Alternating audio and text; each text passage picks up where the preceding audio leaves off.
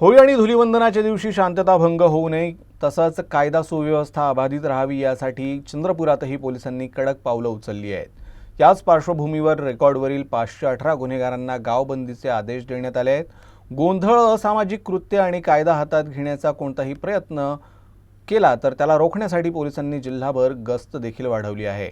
नागरिकांनी सणाचा आनंद शांततेत साजरा करावा असं आवाहन देखील पोलिसांनी केलं आहे। मी विसरलो होता, मी खरं सांगितलं आहे की जे नेहमीप्रमाणे मी SOB प्रमाणे करत आहे की जे गुन्हेगार शांतता भंग करण्याचा प्रयत्न करतो, तो जे गुन्हेगार विरुद्ध जास्त गुन्हा आहे, असा मी एकूण 518 गुन्हेगारांना गावबंदीचा आदेश तामील केलेला आहे। अजून काही लोकांच्या विरुद्ध तामील करणं पेंडिंग आहे व ते आज रात्रीपर्यंत करून घेतो।